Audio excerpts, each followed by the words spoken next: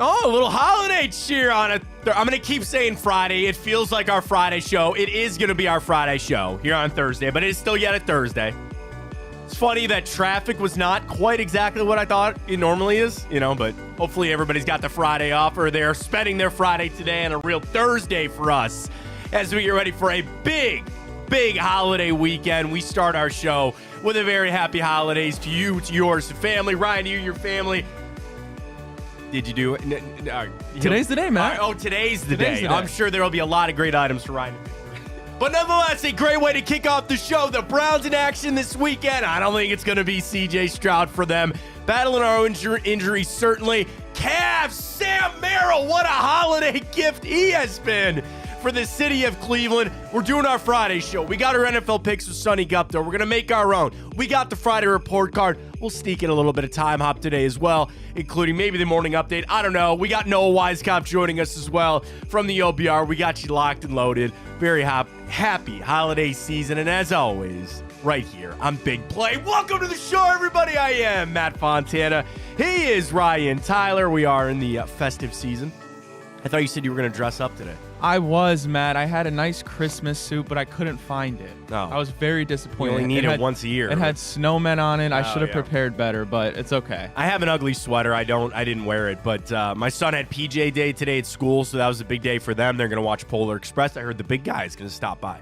So exciting times there, but certainly a very festive season. Quick reminders, we do start the show. We're going to be off tomorrow. We'll be back next Wednesday. My wife's birthday is the day after Christmas, so it's always a nice time to spend with the family for us. So we'll be off until Wednesday. But again, we got all our picks coming up with Tipico. Sonny is going to join us literally in about 15 minutes. So we'll get his thoughts on the slate of the games for the weekend. You got football at the wazoo, man. Good. You got game tonight. I need it. 2 games or 3 games Saturday. Game Sunday, and you have 3 on Monday for the holiday coming up with the NFL. So we're going to start Browns this morning. Certainly, we will discuss a lot of Cavs after a nice win last night. Sam Merrill has turned it. He and Joe Flacco have saved the Cavs in Browns seasons. Joe Flacco and Sam Merrill coming in and saving the Cleveland sports holiday season right there. So we'll talk a lot of Cavs this morning as well as we gear up for a giant weekend for them. But we start with the Browns, and yesterday, Browns did the really smart thing. They got the walkthrough. And I think the biggest thing of the updates that we look for Joe Bitonio, coach said he didn't really have anything there. It's just how he feels every day when he comes in. But we turn over to Houston, and they did not have C.J. Stroud practice. And as it's kind of been all week, they're not projecting him to start.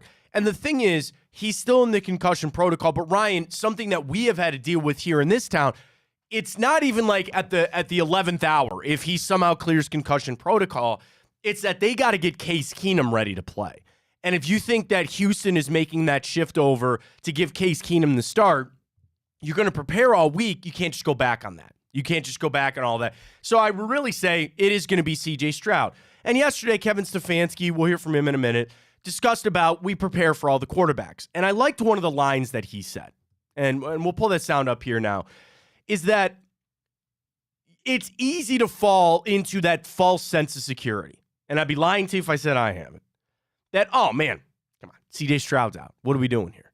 But you still have got to be laser focused for this game. Really, frankly, because the Browns are on the road. And we talk how good they are at home. I don't want to say how they struggle on the road. They've had some tough games on the road. But yeah, the thing is that they play much better at home. This is a road game. This is kind of a fluky type of game.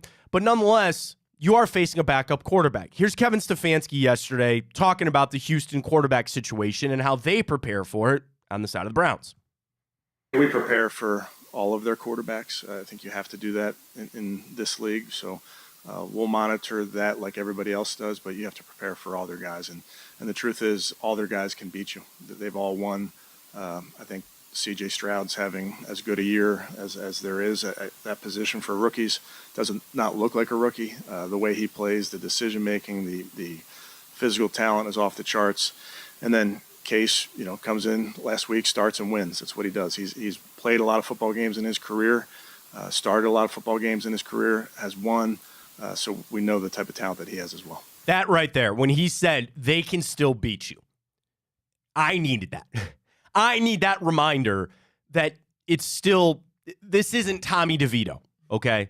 Hey. Hey. You got to slice the garlic really thin. That was an unnecessary Really shot. thin. Sorry. Would you mean insert another quarterback there for me? Ryan Tannehill. No, I'm talking about like a rookie guy. I like thought you meant a scrub. Yes. Okay, you're not wrong in that statement. Aiden O'Connell. Even though he's fine. decent. He's pretty big. He's pretty. But you're not facing no-name rookie quarterback who can't play. Because God forbid we disparage young Tom DeVito here on this show. But that's what I'm saying. You have Case Keenum. He's done this. He's done this for the Browns.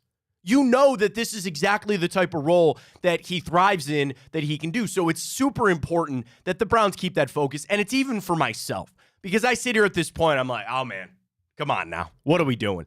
And for the Browns, the other side of that, too, is Will Anderson. Because he didn't practice. I got conflicting reports on that. I saw something that said he might practice, and then I saw reports that he wasn't out at practice yesterday. There was also reports yesterday that Joe Flacco was limited at practice, even though they didn't practice. Well, and that's people jumped on Florio, and you know, Florio's a pretty polarizing figure in the NFL side of things. Will Anderson did not practice yesterday, by the way. So yes, the Browns did the smart thing. They had a hell of a walkthrough. Because Flacco's got this calf, and you got some other guys with some nagging injuries. Just do that. You're in a dome on Sunday, which will be nice. And they did a nice walkthrough, which is great. Here's the injury report for Houston. Did not practice yesterday. Will Anderson, Blake Cashman, their linebacker, C.J. Stroud, as we know, Laramie Tunstall, then their safety, Jimmy Ward, Shaq Mason, a guard, Mechie, a backup tight end.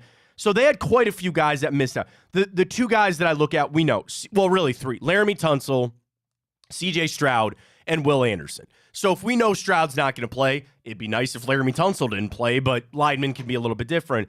But I'm really kind of circling that Will Anderson one right there. You know, you've had good guard play. You've had good tackle play thus far, kind of peeking it through here. But if you got to potentially start 4 of your backup offensive linemen, it'd be nice to not have a guy like Will Anderson on the field. So we'll keep our eye out for that. But nonetheless, as we approach this game, Ryan, it's not going to be as simple as just rolling the footballs out. I think we got to be super laser focused. I know the Browns are. You got to believe that Case Keenum can beat you. Insert your, I know, you want to laugh about that, but you can't. It's important. Want to talk Cavs just for a minute because we got Sonny coming up in 7 minutes. Wow. Who would have thought you lose Darius Garland and Donovan Mitchell and we can all of a sudden hit threes? What did I say? What did I say on the show? I said, here's an opportunity. Jack up a bunch of threes and see what happens. I also remember, Matt, Holy I cow. recall maybe about last week, one of our shows, I asked you the question I proposed, if you could bring back a player from the Cavs to bring to this team. And it was obviously I said you can't bring back LeBron. But you said, I don't know, maybe like a guy like Kyle Korver. I said Kyle Korver. Maybe Sam Merrill's Korver 2.0. Why not? Why not? Young Samuel, 2 straight games upping his career high. When does he get a nickname? Oh, I'm sure it's already happened. Super Sam. It's too easy. There's something with Merrill. Yeah, I don't know what it is.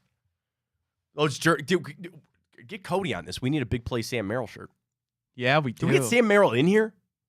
We didn't talk to Booby. We didn't get Sam Merrill in here. We do. We need to introduce him to some of the fans out there. That's a great win for the Cavs last night. Dude, if you're Utah, come on, man. How do you lose that game? Seriously.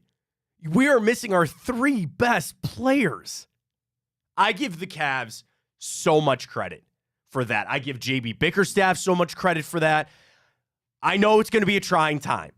But wins like that, all I ask is that they maintain. All I ask is that they go 500 in this stretch. And I'm going to not change that. I will tell you sitting here today, even right after that game last night, that was so much fun to watch. I'm not going to change it. Just keep this afloat while they're out. And we'll see. And, you know, I text my buddy Nick a lot during the games. We both have kids. We're both up watching the game and all that kind of stuff. And we were going back and forth on just kind of how sustainable is this, right? Because the Cavs are doing something. They really remedied they remedied one of their biggest issues all of a sudden. Shooting can go cold instantly, right? There can be games that you're just off. But what I like to see is that these guys are building a little bit of momentum. They're building a little bit of confidence. Sam Merrill now He thinks and he believes that he deserves to be on an NBA court. That he can go out. The 1-3 that just sticks out to my mind was, I think Okoro missed one. Niang got the offensive rebound. They kicked it maybe back to Okoro, and then it found its way back to Merrill. He was just off left center, like almost left wing, and he splashes that 3. And I was like, ooh, yeah. Minivan wasn't playing around last night. No, I mean, you're going to need him to step up. You're going to need Tristan Thompson to step up. Here's the crazy, and I feel bad because I feel like this guy has become a little bit of a pincushion for us. Dean Wade? No, we know he's that. Jared Allen. Jared Allen. And that's, I guess, to take a positive out of it. You've won 3 games in a row where I don't really think Jared Allen's played all that well. Now, he had 17 last night, so I don't want to sniff at that. But it's going to be guys. It's going to be who? It's going to be Max Strus. I've mentioned who? Karis LeVert. He won me some cash last night. Did he? Yeah. They didn't get our boost up. I was so mad about that. I wouldn't have, unfortunately wouldn't have hit. Well, it wouldn't have hit because Allen didn't. And I choked my leg too. They scored like 114 or 117.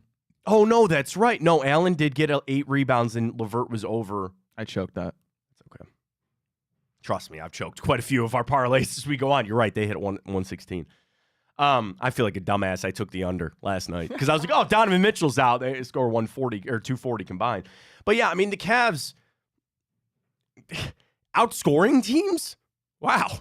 Again, without Donovan Mitchell. Now, the positive is I hope that Donovan is back. You're dealing with it. I'm dealing with it. Everybody's dealing with it. There's illness going around. It's what happens. So the nice thing is you assume that Donovan is going to come back and be that. But games like that, again, I'm going to keep harping on Karis LeVert because I think he's going to be massive for this stretch here. I'm going to keep looking at Strus. I'm going to keep looking at Niang. And then, yeah, you mix in some of the other guys. If Sam Merrill can become the next Lynn Sanity. Merrill Sanity is maybe we're staring down the barrel. He needs the longevity over Lynn. Do you remember the Jeremy Lin thing? Dude, I can't not? tell you how crazy that was. Because that Knicks team was trash, and then Jeremy Lin comes out of nowhere. He waved off Kobe and shot a game-winning 3. Like, how could you not, be like, all right. Yeah. Like, you can so maybe this is our version of Lynn Sanity there with Sam Merrill showing up and playing well for the Cavs. Nice win. And again, you got to take advantage of these. They don't count as half of a win. You just keep this flowing. Just keep this going for the Cavs. So that was a lot of fun. I just kind of thought of something. We were talking about insanity. That's kind of weak. A little stretch. We'll think on it. No idea is a bad idea. Yeah. We're gonna brainstorm this morning. We'll ask the fans out there if you've got one. We got to create something here on the show. We'll get our T-shirt made. We'll get it over to Cody, and we'll rock it out with Sam Merrill here. Speaking of rocking it out, I know Sonny Gups is going to be rocking a nice bottle of whiskey soon. Sonny, we welcome him in. We appreciate the time shift this week for you on a holiday season. First off, very happy holidays to you and yours. I will tell you, Sonny, that the whiskey is in the mail. It has been ordered. It's on its way. I don't want to tell you what it is. I'd like you to be surprised and just have a nice, healthy pour, the first one that you get, and savor in your Michigan victory over Ohio State. Sonny, congratulations on the whiskey. Well done. Well done. Matt, thank you. Thanks for having me on the show. Thanks for sending the whiskey. Sorry, it's been a couple of weeks. I've been traveling. Oh, good. Busy times. Again. All right, we got a lot of games to get to with Sonny. He's got to get off somewhere, so let's get right started here. Sonny, let's take a look at this Browns-Houston game where I know all week it's kind of been this up and down. It's nothing new for the Browns dealing with not knowing who the quarterback is going to be. It's kind of on the other side now with Houston. It seems to be Case Keenum. It's flipped. It's now the Browns the favorite. Give me your thoughts on this game and your favorite play for Browns-Houston this Sunday. Yeah, I mean, this is an important game for the playoffs. Like you said, it looks like, Stroud's going to miss another week. His status is doubtful. These are two teams that are outperforming expectations the whole year, even with the quarterback issues. We know that Flacco is going to be under center for the Browns. Obviously, very interesting storyline there. But right now, the public loves the under. The over-under is at 40 points. And I love it too. I really think both teams are going to struggle to score here. Obviously, Browns having a good defense, I think that makes it tough for the Texans. I'm looking at a defensive battle here, and I like the under at under 40. Yeah, and I mean, I look at Will Anderson because that's going to be a big thing, but the Browns are offensive line really struggling right now. Even in some of their best games, it can be a struggle to put up the points. The run game is not exactly where they hope it to be as well, so I see it. And just more of a conversation before we get to our other games here, Sonny, on the Defensive Player of the Year, because we've talked a lot about it this year with Myles Garrett. He's getting held, but his odds are still really good, and he's still one of the favorites out there. And just kind of maybe a general question on how you guys at Tipico, how you approach the MVP, the Coach of the Year, all these kind of major awards, because they can flip so quick on a week-to-week basis. Myles is right back up there. Just your thoughts on some of the end-of-season awards. Seems like some of them are locked up. We know C.J. Stroud's going to be Offensive Rookie of the Year. Right. We know Tyreek Hill's probably going to be Offensive Player of the Year. I think the big ones, people kind of wondering about the MVP with Brock Purdy. He seems to be in line for that right now. Christian McCaffrey is right there. And then, of course, we're interested on Garrett. Just your thoughts in general. I didn't mean to spring that on you, but just in general, your thoughts on some of the MVP award or the NFL awards there. Yeah, I actually had a note in there for the MVP to talk about a little bit later, but we can go ahead and talk about kind of all these right now. So I think these are interesting, and I'm looking to the side because I have my odds up over here.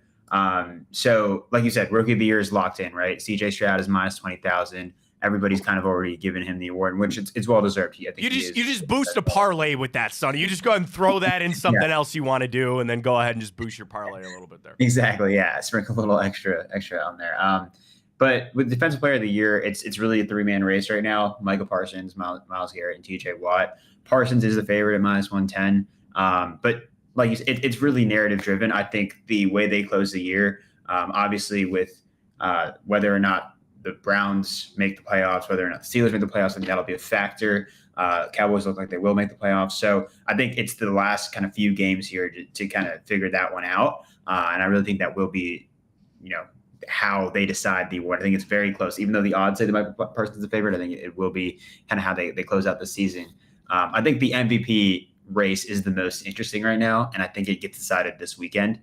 So sorry to jump ahead here, but I know we're going to talk about the Ravens-Niners. I think the winner of that game, as long as it's driven by the quarterback, I think that they win the MVP right now. Brock Purdy's minus 200 and Lamar is plus 460. They are the top two right now. I think that game is really going to tell us a lot about who the MVP is going to be. And then I think the other really interesting call out here, and you talked about it as well. You said Tyreek Hill you thought was going to be the Offensive Player of the Year. He's at plus 110 right now. Right now, actually, McCaffrey is the favorite at minus 175. I kind of see that. Yeah, right. I know that the MVP usually is a quarterback award. I think what they end up doing here is they give the MVP to the quarterback, and they'll give the Comeback Player of the Year to McCaffrey. I think you have to give it to McCaffrey. He's had so much production this year. And if his teammate wins MVP, you got to give him something at least because he has been a big driver there. So, again, I think this one comes down to the end of the season, but I would actually ride with McCaffrey as well, and he is the favorite at minus 175. I love it. Sonny, let's get some of the games here. We start with a big one in the AFC North just because I wanted to get your thoughts on this game because all of Browns Nation is going to be watching. The Bengals and the Steelers, it's 4:30 on Saturday. Bengals are a road favorite here, minus 2. For some reason, I like the Steelers in this game. I keep trying to downplay what Jake Browning is doing. Jamar Chase is injured.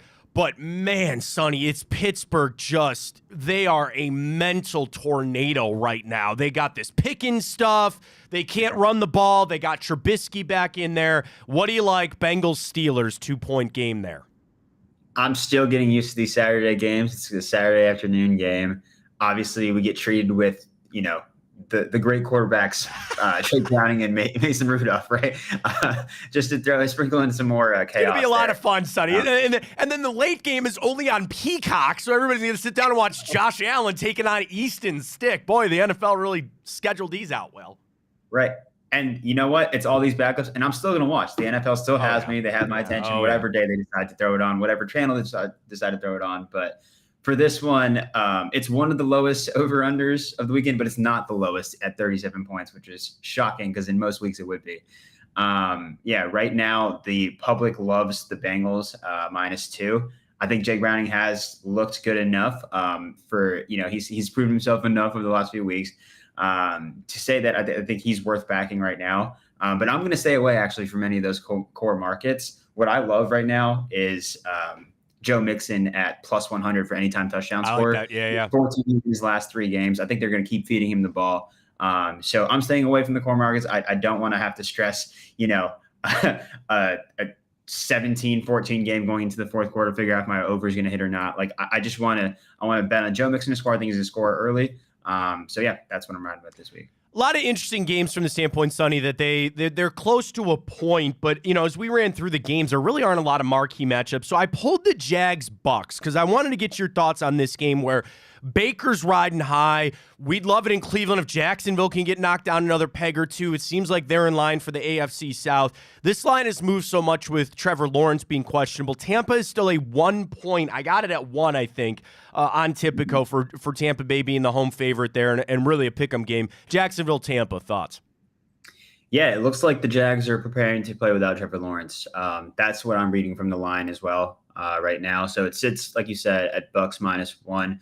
I think it actually ends up moving another 1 to 1.5 points. Okay, that's good to know. Yeah. The Bucks, once they officially rule out Trevor Lawrence, that still hasn't happened yet.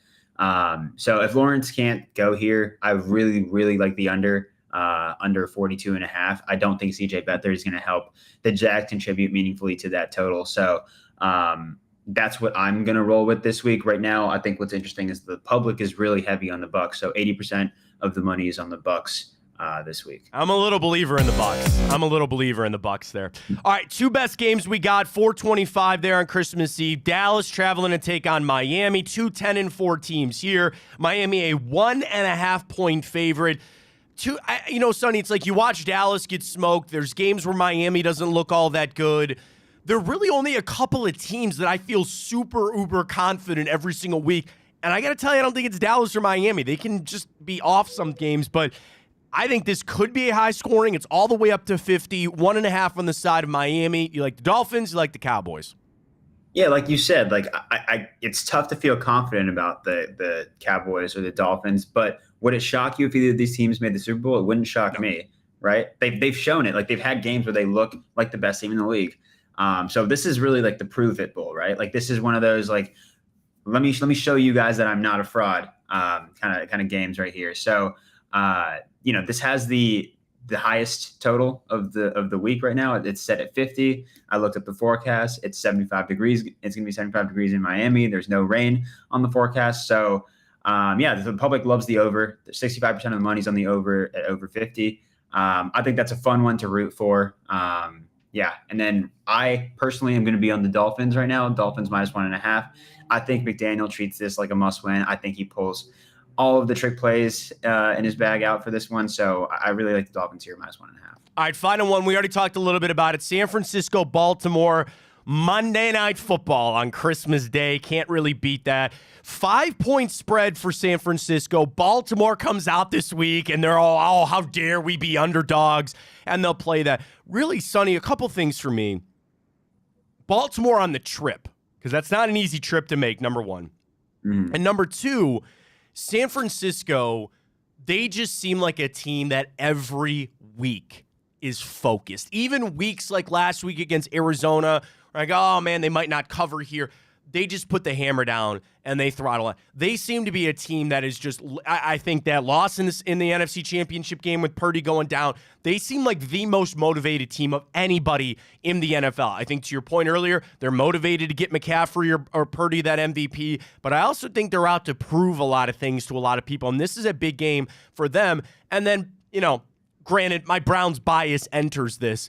Baltimore is another one of those teams that I scratch my head a lot, and I go, are they really who we think they are? And there's times that they mess around with teams, and yeah, they took care of Jacksonville last week. I'd be leaning San Francisco here. That 5 is a little rich for me, but I'll grab it if I can. Your thoughts, Baltimore, San Francisco, marquee game Monday night. Yeah, I mean, I think you hit on it. I think these are the two best teams in the league, with San Francisco being a distant number 1 and then Baltimore kind of being there at number 2. But yeah, I agree. This is the best matchup of the weekend. I touched on it a little bit. I think that the winner of this game will get the MVP. Right now, the Niners, when they're locked in, they're dominating everybody. They had those midseason struggles, and that's because they weren't fully healthy. But at full health, they're the best team in the league.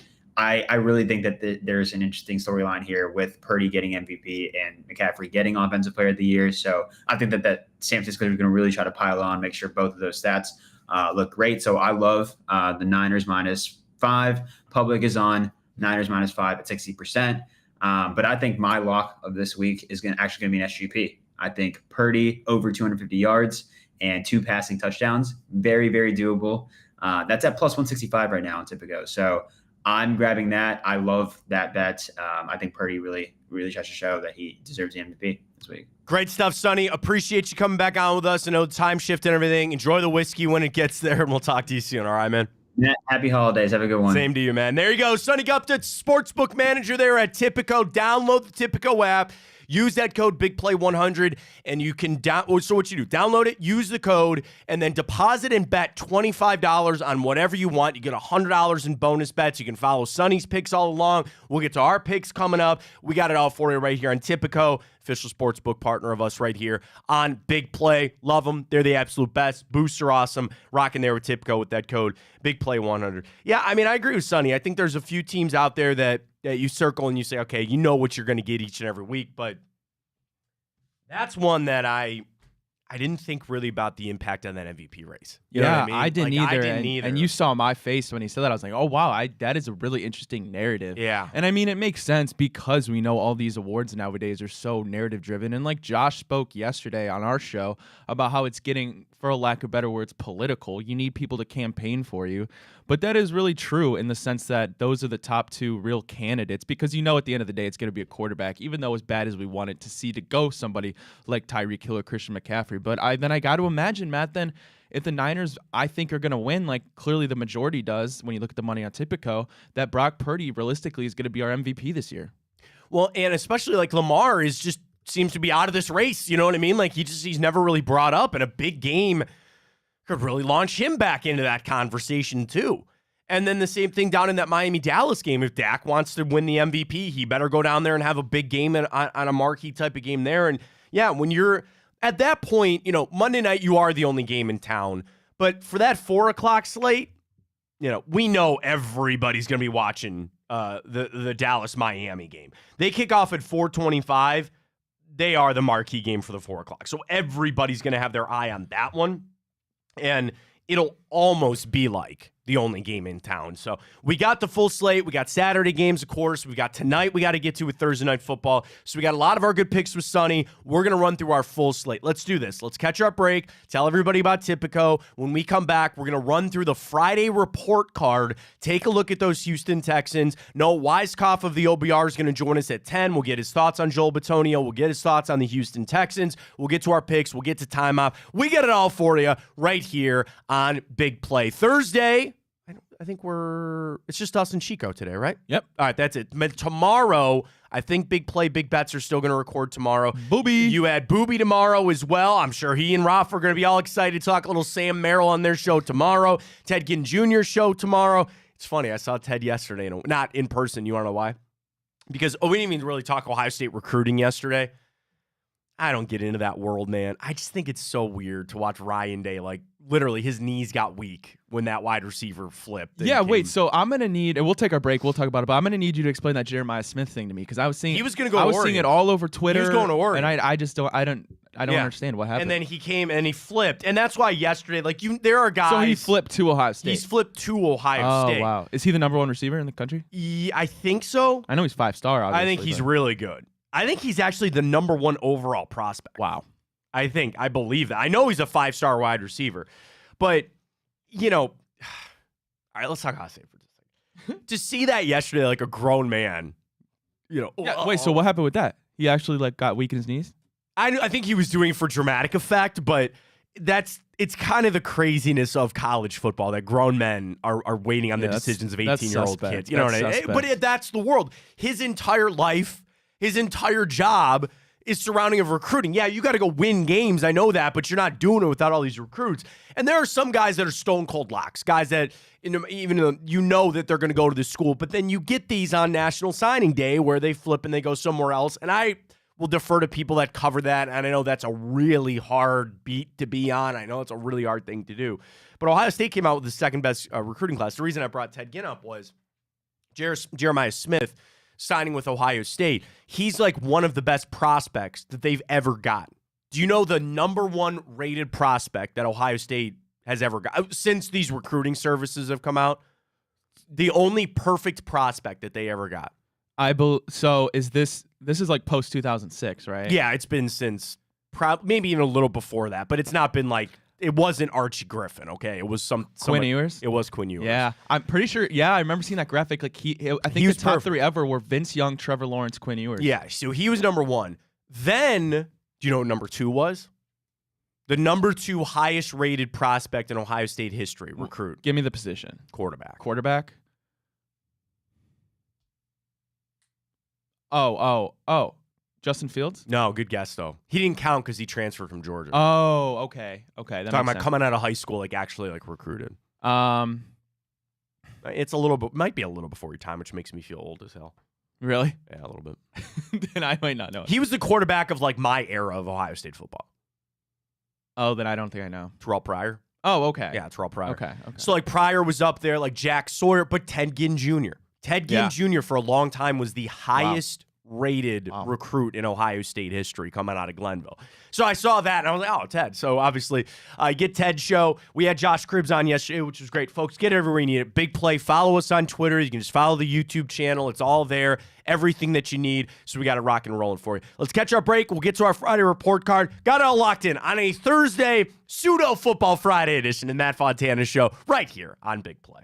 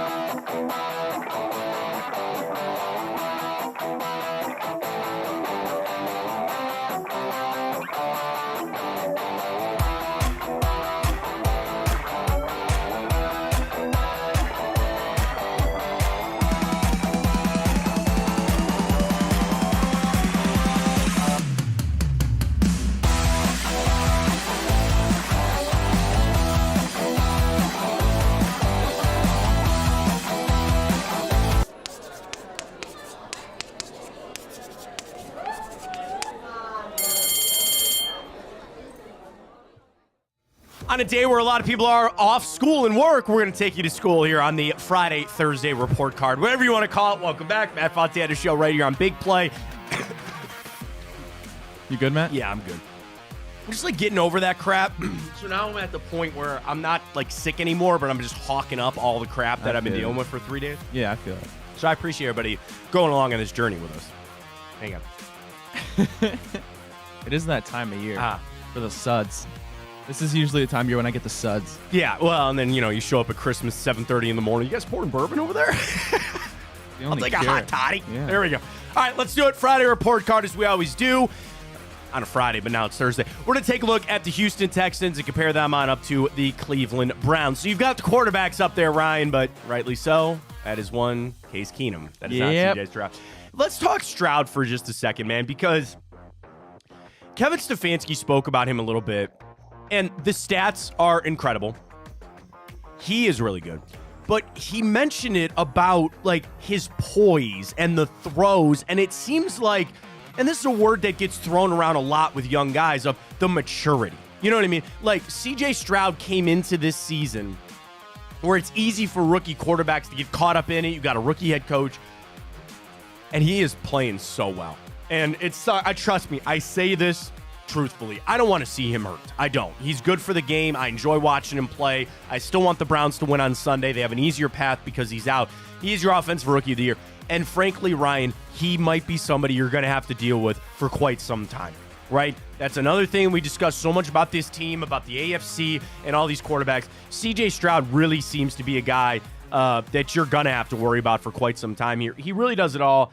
I mean, I hate to get back on this soapbox and all this crap, but I truthfully do not understand what the hell the Panthers were doing. I don't. And that's, you see what Bryce Young is. You now see what CJ Stroud is. I guess 5 years down the road, you might have a different story on that, but Stroud's it, man. Stroud is it, but he's not playing this weekend.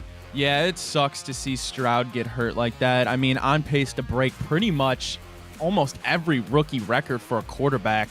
Now, I believe he was on pace for like 40, whatever it was, 300 yards or whatever.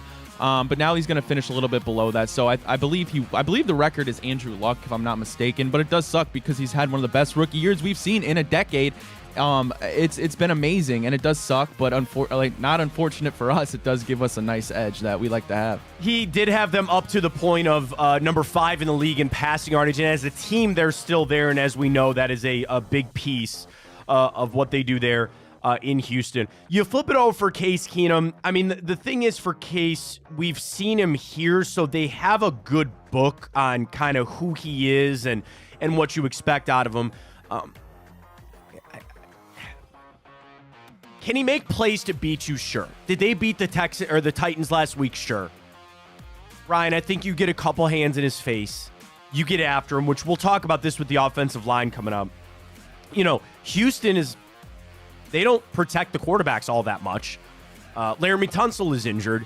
You can get some pressure on him. We'll get to the running backs in a second. I think you make this a one-dimensional type of game. You make this a Case Keenum is going to beat us. They might have to do this. Nico Collins should return for this game, which will help them out just a little bit.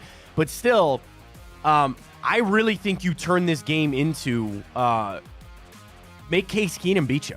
And you live with everything else. But the thing is, he can do that. I keep wanting to give the respect, and I'm trying to. Bro, I think you put up 21 points in this game, you're going to be all right. I really think with our defense, this is one of the other parts of this game that I'm looking for this weekend coming up. We have got to take this defense on the road. Yes. You talk about the Browns as a team on the difference between home and away. Do you want to know why? It's because of the defense. This defense, for some reason, is just not the same on the road. Do you want to know the one thing that I look at, though? You're in a dome. You don't got to deal with the elements. Now, that helps the defense a lot more, but we should fly around and make some plays. I think getting Case Keenum's face, you make some throws really hard, we'll be all right. For Joe Flacco's side, bro, just keep doing what you're doing. I think another 3-touchdown game is potential for him. Couple of touchdowns, and you're going to live with an interception every game. That's fine. More Njoku, more Amari Cooper.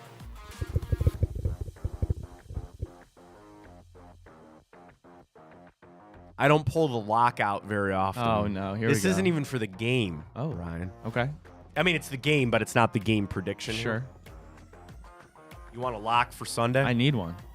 Anytime touchdown score, Elijah Moore. Wow. Book it. Wow. Book that. That's Put ballsy. it down right now. Right now. I'm calling my shot. Wow. Sunday, anytime touchdown scorer, Elijah Moore. Okay. I mean, I'm not going to argue it. I'm putting it down. I don't know if it'll be a run or a pass, but Elijah Moore is getting into the end zone Sunday. Book that and grab that on Tipico right now for your bets there. So quarterback edge very clearly here to one Joseph Vincent Flacco. Who would have thought we'd be saying that a couple months ago, Kind of right? nice, but here we are. All right, we get to our position groups here, and we start with the running back group. This is on the side. Wait, who did you give that to? We usually start with head coach. I'm sorry. We're starting head coach. I couldn't see it over there. No, you're good. Head coach. D'Amico Ryans is a rookie. You're going to lean Kevin Stefanski in this. I think D'Amico Ryans is a very good coach. He's in the honeymoon, and he's built himself a lot of cachet there, rightly so. And I think he's a guy that could turn around the Houston Texans. Kevin Stefanski's in the thick of the coach of the year conversation. He's already won one. Kevin Stefanski very clearly gets our nod here. Yeah, I mean, similar to how we were talking about. We got to move that thing. Similar to how Sonny was talking about how that 49ers-Ravens game could potentially decide who gets MVP. Maybe not to that extent in this game. However, I think if D'Amico Ryans can pull off this win, knock on wood, I sure hope not, that he really will be the coach of the year. I think that'll launch him over Dan Campbell, especially given that C.J. Stroud's out. However, on the flip side, I mean, if Kevin Stefanski wins this game and then maybe wins out the next two, which is very doable, 12 wins with what the Browns have suffered, you could... me and Matt have been talking about it. Then, in flip side, Kevin Stefanski should be coach of the year. So this game has some cachet, if you will. That it does. All right, we get to our receiving core. A slight nod to the Browns. Yeah. But I think there's a chance that this is closer than we think. So we know Tank Dell is out, and that was a blow. That was a pretty big blow. The thing is that you're probably going to get Nico Collins back for this game. He's been battling a calf injury. He's been limited in practice, and he'll be back. Already 1,000 yards on the year, a 17-point average on per reception, and he's got 6 touchdowns. I mean, the thing is that I look at 20-plus yard receiving plays. He already has 20 on the year. His yak yards are great, over 400, and he's the 7th highest rated wide receiver on PFF with an 87 receiving grade. Collins, like you're going to see with some of these other guys, and an issue that we need to keep our eye on, they're big, man. Nico Collins is 6'4". Noah Brown, 6'2". Robert Woods, who's not the same guy anymore, also big-bodied. We'll talk Dalton Schultz here in a minute too. You're gonna have your hands full with some big receivers in this game that create some space there. You add in Dalton Schultz, who's the number 9 ranked tight end on PFF this year. I'm fine with going with the Browns, but they got a solid receiving core. They have a really solid receiving. If Tank Dell was in there, this would be the Houston Texans, in my opinion, Ryan. Yeah, maybe. I would say if Tank Dell was in there, it's possible. But you're way higher on the Texans receivers than I am. I mean, Dalton Schultz is a good tight end by all means, well-rounded for sure. However, given David Njoku's recent play, I'm giving him the edge there. And then kind of how we've gone through this Friday report card, it's the same thing, it seems like, for every game almost. Amari Cooper is definitely the best receiver on that field. Nico Collins is having a great year. But then outside of him, I mean, Noah Brown is a vertical threat, sure. But if Denzel Ward plays, I trust our secondary, even though we have been lacking on the road.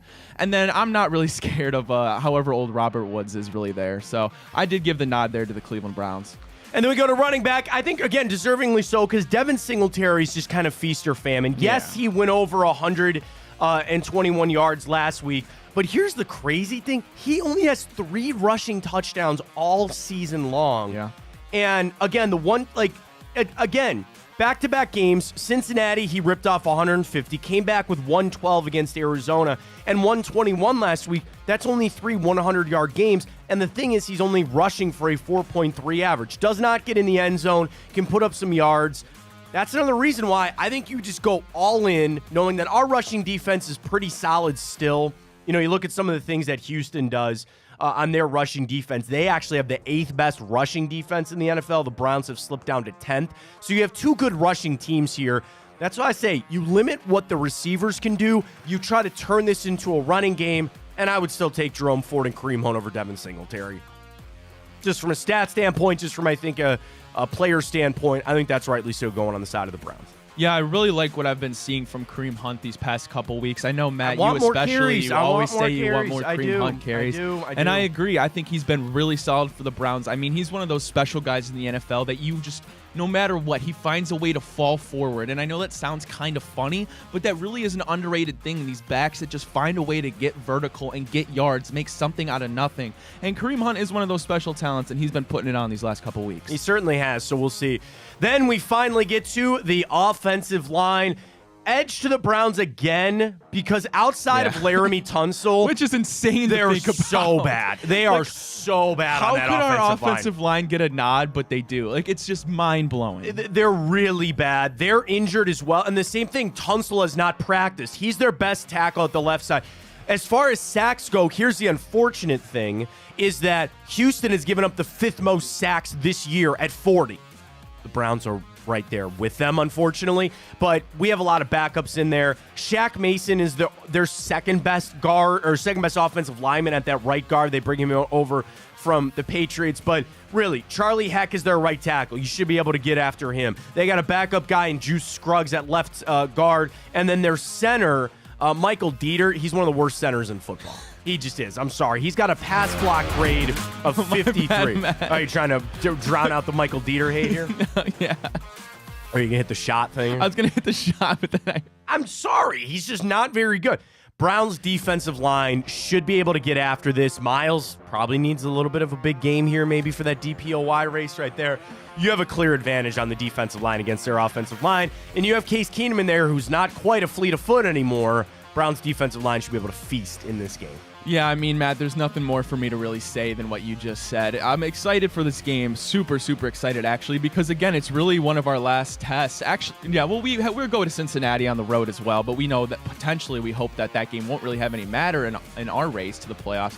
But this is a real last chance to see our defense go travel and be dominant like they did at home, which we know is going to be the case if we're going to do anything in the playoffs. And it is. Sorry, we head over to the defense. Also, the nod to the Cleveland Browns in this one.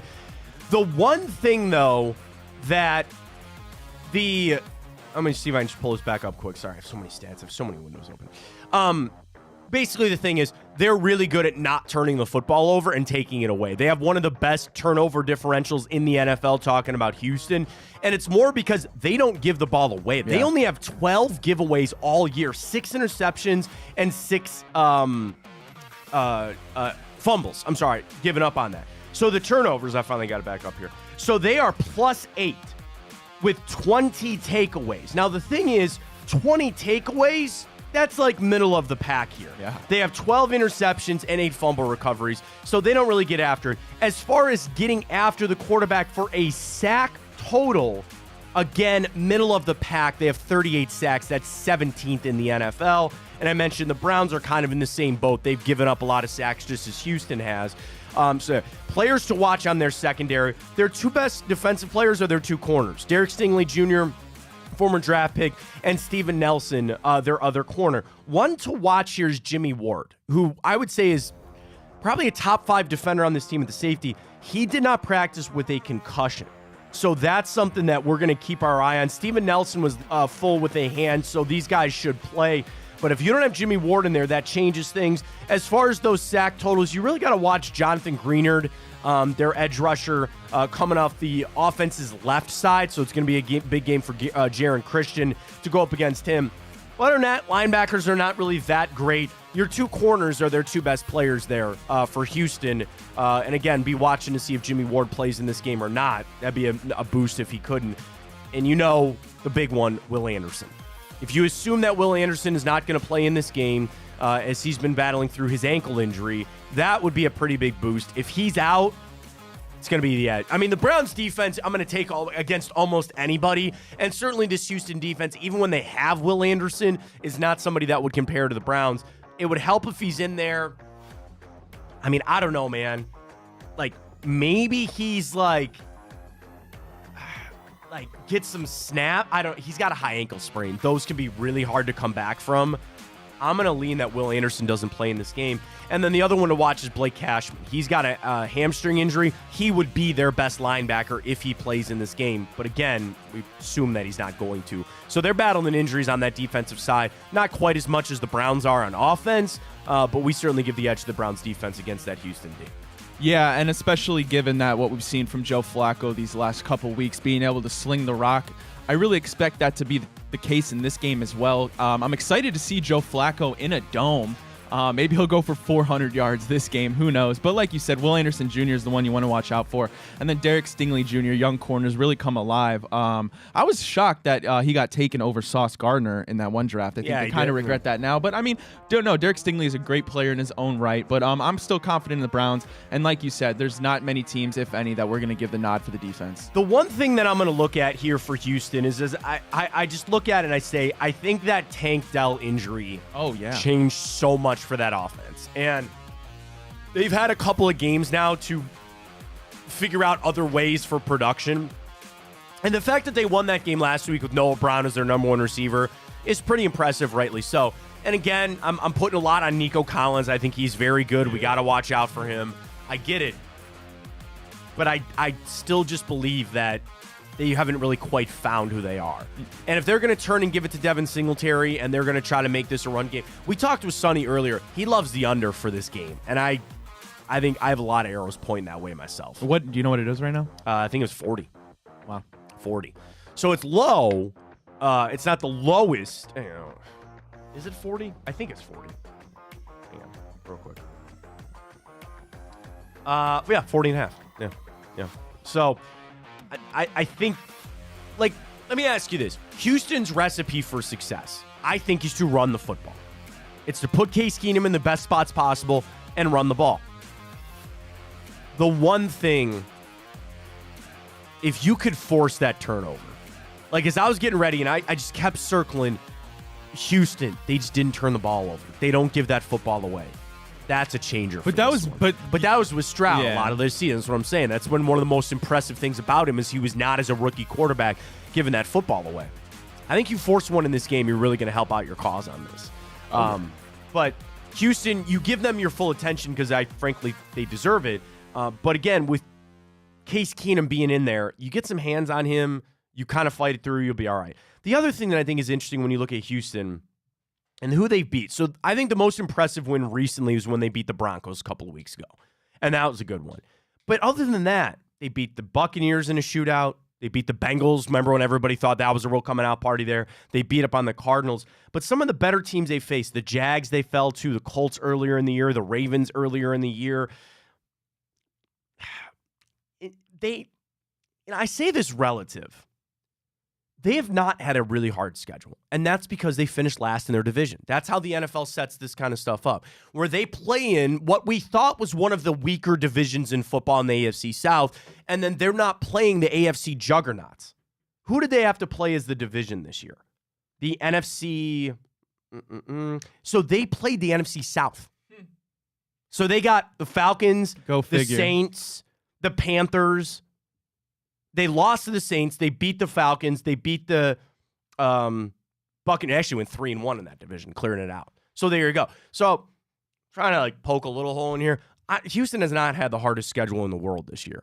And this was a game that I think when it started, everybody circled this as a win. Everybody circled this game as a win. Then there was a point where all right, this might be a real worry. Now I think we're kind of back to saying that this is a real opportunity for the Cleveland Browns. Browns are, of course, favored going down there mostly because of C.J. Stroud not being able to play in this game.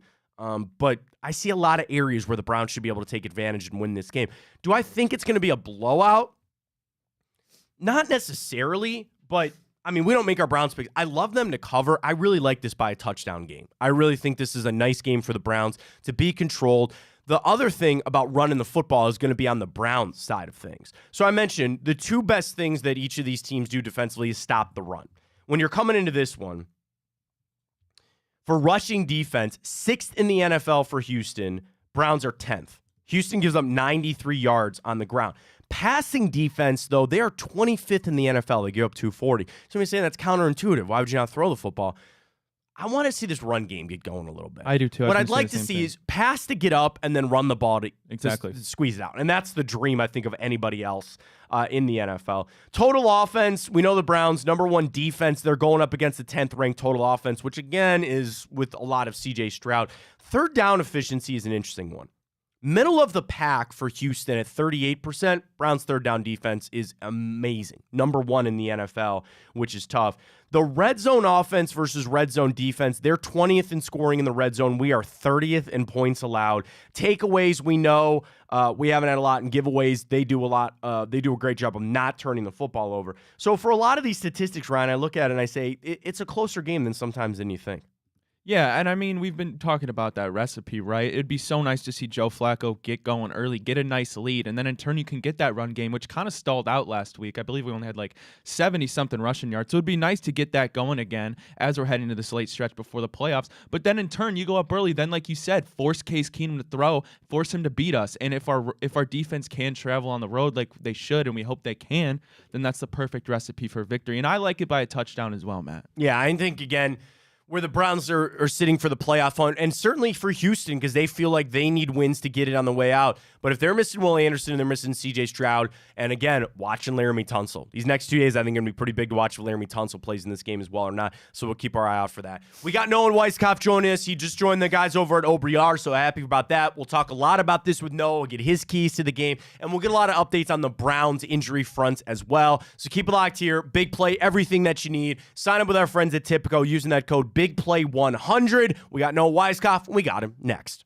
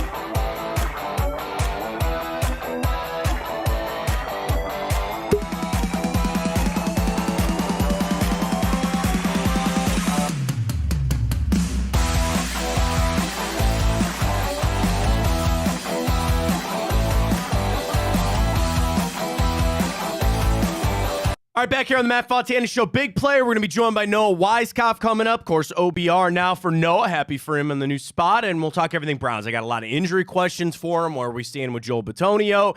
And some of the big keys as we get ready for this Houston game. A team that's got my full attention, but I still expect the Browns to go out there and be able to take care of business come Sunday against Houston. Playoff race abounds, certainly for the Browns and Houston, and it gets all of that. We bring in Noah Weiskopf. First off, man, congratulations on the new spot over there at OBR, man. Thank you. I appreciate it. Tell everybody where they can follow you. You're still at Browns with Noah, right? Browns with Noah, Instagram, and now X. And then all my work now at the OBR as well. Awesome. Great. Appreciate it. No, let's start with the injuries. I was worried this week about Joel Bitonio. Really, that's kind of where my attention was going. Stefanski didn't give the update yesterday. He just said it kind of depends every day when he comes in on how he feels. Where are you at, and how are you approaching the Joel Bitonio injury for this Sunday? Yeah, I think he's going to go. We'll see how he goes later through practice later in the week. But, I think that he'll give it a go. Last Sunday before the game in warmups, he was out there, did something to his back, sounded like back spasms. Thought that he would be able to go ahead and play through it. Obviously, you saw him on a knee there in the first quarter. He couldn't. So they took him out. They never ruled him out, which I thought was interesting. He was questionable to return and then just kind of was standing there on the sideline. So that makes you sort of think that there's nothing too crazy outside of the back spasm. So I think they'll be careful with him this week in practice, but ultimately I think he'll be able to play Sunday. And I know the Browns are hopeful for that. What about Posick? I've not heard anything. I know it's a stinger. It'd be nice to get him back. No, I mean, that offensive line, give them credit, give Bill Callahan credit, man, but I'd love to see Ethan Posick get back for this game. Yeah, I think you can expect him back as well. I think him and Bitonio are going to be two guys that are going to be able to get back there on Sunday. But, the stinger, a very weird type of injury. He was limited in their estimated practice report, which I think is very good news for him and his availability. So as long as he doesn't regress at all, doesn't miss a practice for the rest of the week, I think he'll be out there on Sunday as well. Now, Houston dealing with it on their own right. No C.J. Stroud. I assume, no, we all just assume he's not going to play in this game. So you turn over to Case Keenum. But then the same thing, Laramie Tunsil, Will Anderson on the injury report there for the Texans. And I don't know, they're spicy enough that we need to keep full attention on them, but they're battling some serious injuries on that side for the Texans as well. They are. I think Will Anderson obviously is the biggest one here. Their pass rush is really, really good. And I think that's going to be the difference in this game. If Will Anderson's able to go against the Browns' third, fourth string tackles, I think that you're going to have some issues, kind of like what you did with Montez Sweat last week with Chicago. Will Anderson has the ability to disrupt the game. And I know their other guy, Greenard, I think is how you pronounce it. He's good too. I know I've seen J.J. Watt talk all about him on the Pat McAfee show and how tenacious he is as a pass rusher. But I think the difference here is their run stopping is not up to par. And I think that's going to be the biggest thing here is whether the Browns are going to be able to establish their run game, which they have not been able to do recently. Noah Weiskopf joining us. Of course, follow him on Twitter, Instagram, Browns with Noah, now with the OBR. And to talk about Houston for a second, just on the offensive side of things, Noah, if it is Case Keenum, Devin Singletary's been fine. He only has the 3 touchdowns on the year. He's only got a couple of games over 100 yards. But it's Nico Collins for me, the big-bodied receiver. You have MJ Emerson, who seems to be like the big-body receiver eraser because he's the perfect guy to go up against him. I think that Tank Dell injury really threw them for a loop. And I got to say, on offense, if we can just limit, in my opinion, really, the pass game in general would be nice. But I think if you can just shut down Nico Collins, this should be a pretty big day for the Browns defense. What do you think? Yeah, I think so. Nico Collins is one of those guys that sort of reminds me when the Browns go to play him as a guy like T. Higgins, like what we saw last weekend with him just being able to make those one-on-one contested catches. And the thing that really not bothers me, but scares me a little bit with Denzel Ward is his height, obviously, is the one thing that you can sort of take away from him. So if you have him in that matchup, then they're going to be able to throw it up to him and give him a really good chance to bring down the ball. Again, he's hurt, so we'll see if he's able to go. He missed last week.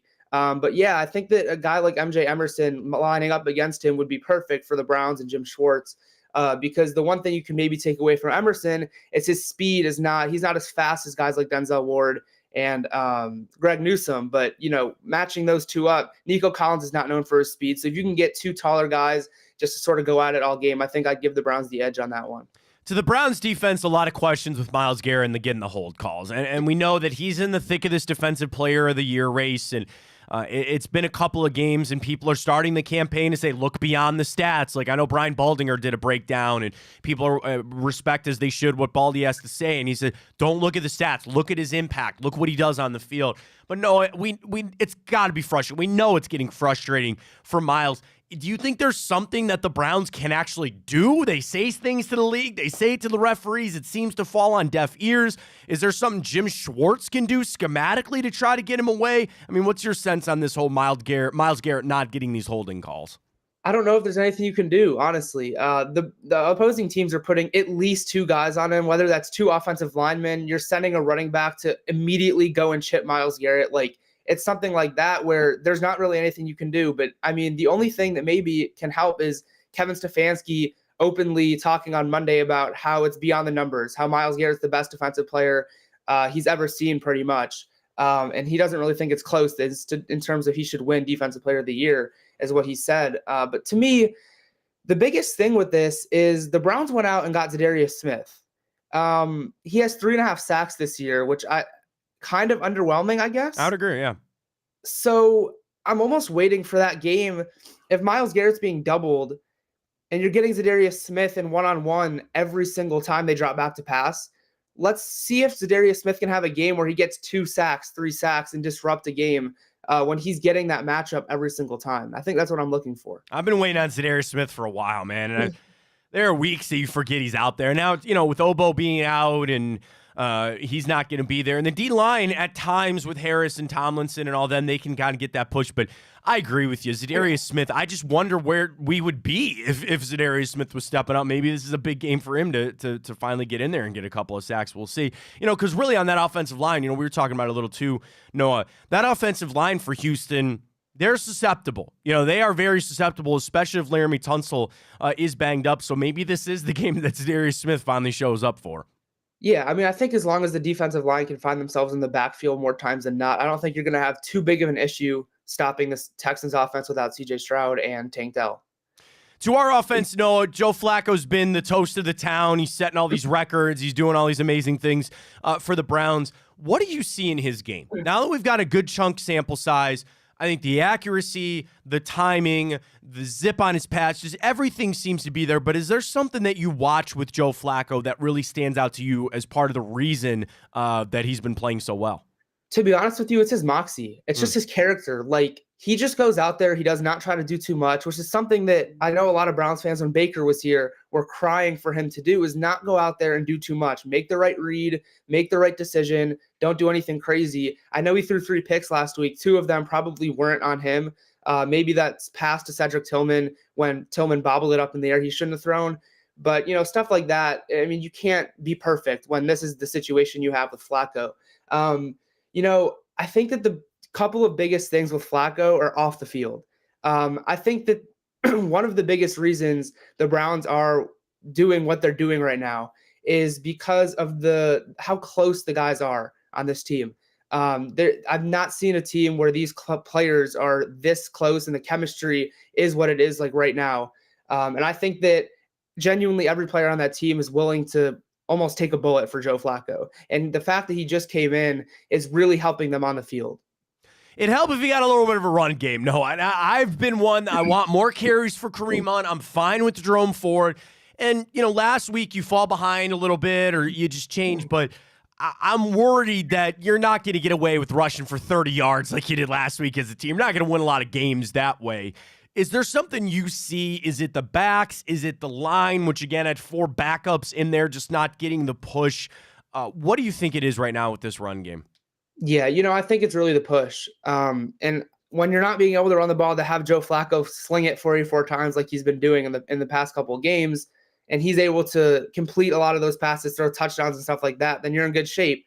But I think, again, like I said, a game with the Texans, with their great pass rush, their run-stopping ability is not up to par. And if you're able to slam the run, continue to drive the ball down the field on the ground, then I think that opens up a ton of play-action passes for Flacco, which he's been great. I saw a stat yesterday, him outside of the pocket on some of those play-action plays. I think he's like second to Patrick Mahomes in some of those passing stats. So, yeah, they need to establish the run game for sure. I think that, it can lead weeks to week to week. If you're able to establish it this week, I think they can continue to rely on that. And I think a guy as well that I'm looking at is Pierre Strong. I like a lot of what I've seen from him. His getaway speed, his acceleration is really, really good. And I think that if you're able to get Jerome Ford going a little bit, mix in a little Pierre Strong there to get some of that speed, and then Kareem Hunt to get some of those tough 2 to 3 yards, I think that you're going to be able to establish a run game in Houston this weekend. Noah Weiskopf, OBR, joining us. Follow him Twitter, Instagram, Browns with Noah. Coach of the Year race. We think Kevin Stefanski should be right in the thick of this thing, man. For everything that he's had to overcome, the challenges, the award a lot of times goes to maybe the guy on the other sidelines this Sunday with Tipico Ryans. Take a bad team, you turn them around. We know Steichen is there, some of the other names. Where do you think Kevin Stefanski's candidacy stands, Noah, when it comes to Coach of the Year? To me, the Coach of the Year has to make the playoffs. And I think that that's sort of in the past has been a thing with the NFL. I think that if the Texans are able to make the playoffs somehow, if they're able to sneak in there with having Case Keenum looking like Case Keenum this week, it probably will be.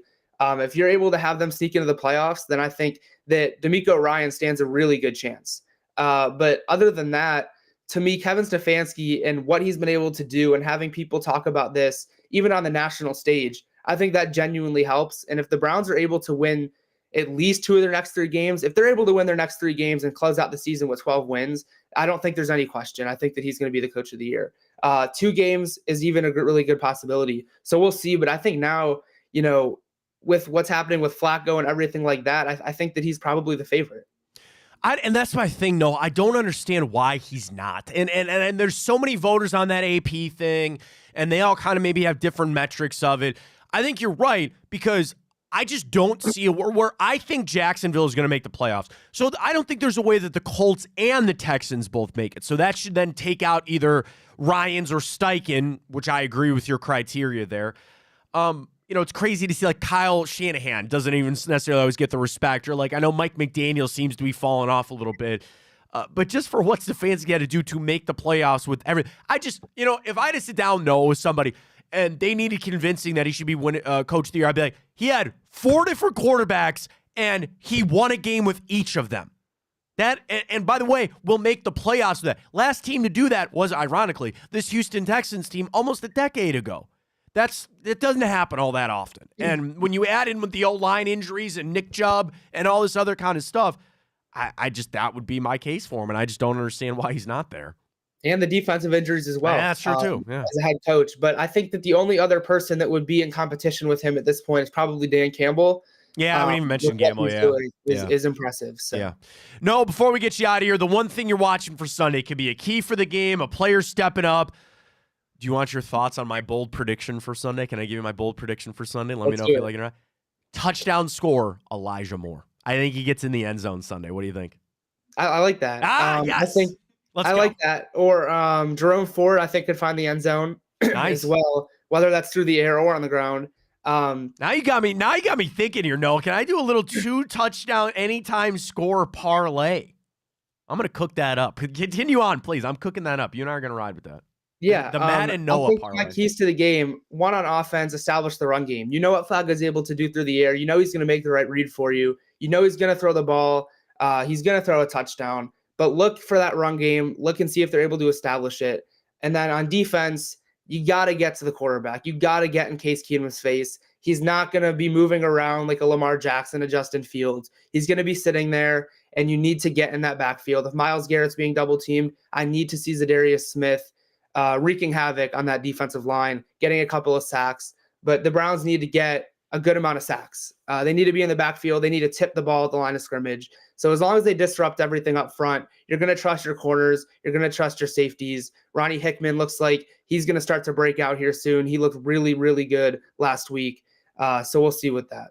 No, really appreciate your time, man. Happy holidays to you and yours. We'll catch up to you soon. And again, man, real congrats on the new gig over there at OBR. Those are some really good guys doing some great content. Happy to have you over there, and we'll have you on again soon, all right?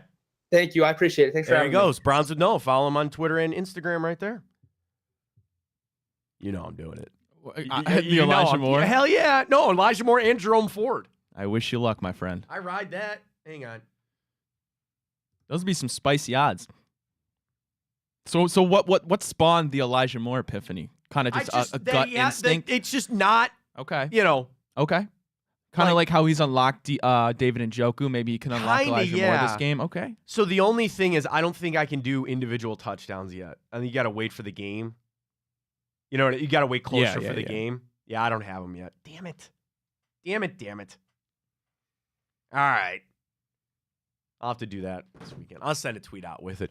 But nonetheless, speaking of our bets, speaking of Tipico, let's get to it. Our NFL picks. Oh, we're going around the league. Let's do it.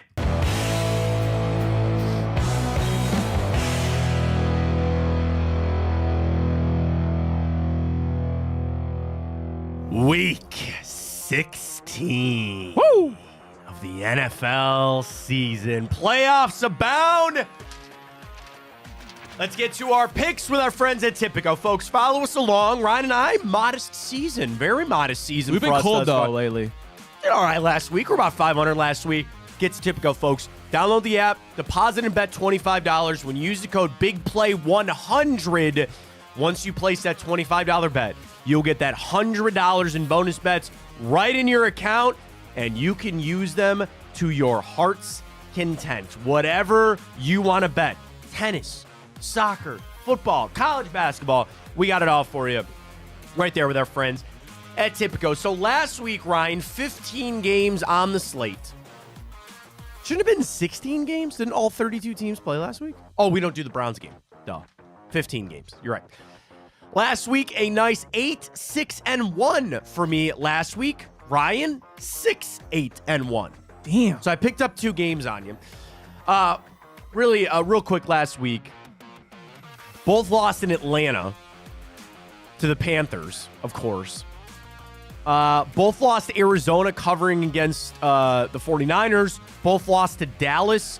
Both lost to Philly with the Seattle Seahawks getting an improbable win there.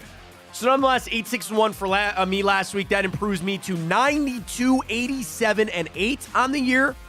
Ryan, 98-81-8 on the year. So we're both above 500. Wait, so how many games up am I? You are 6 games up on me.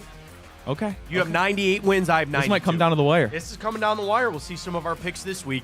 So, of course, we'll do our full slate of games, including Thursday night football tonight. The New Orleans Saints traveling to take on the LA Rams, SoFi Stadium tonight. This line opened at 4.5. It's down to 4 for the Rams.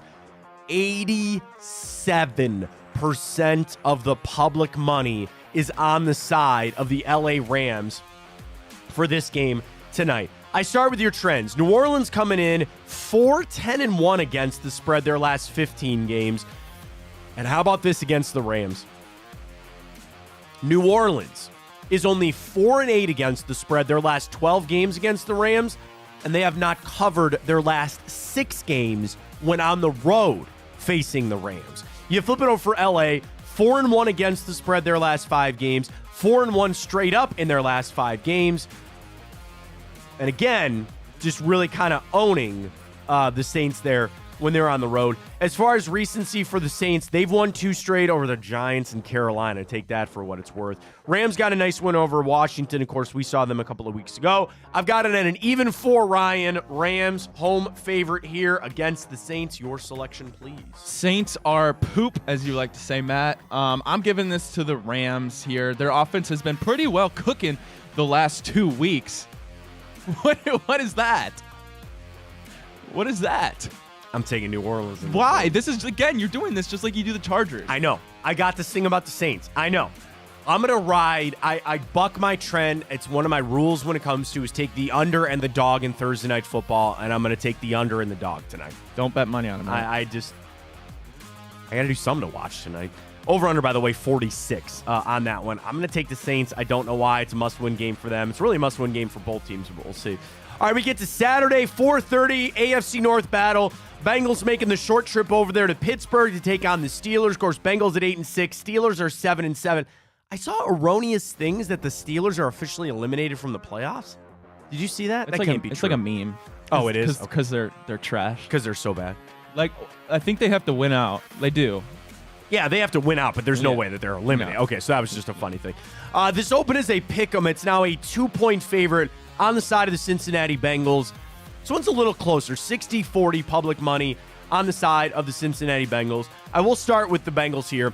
7-3 straight up in their last 10 games.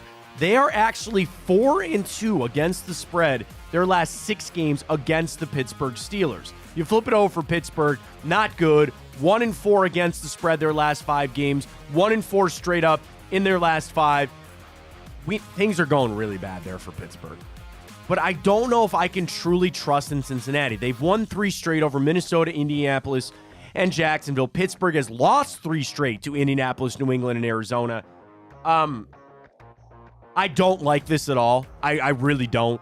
And I would like to take the Steelers, but I cannot. They are mentally broken. They're in a bad way. I'm going to take Cincinnati in this one, but I just want on record I don't like it.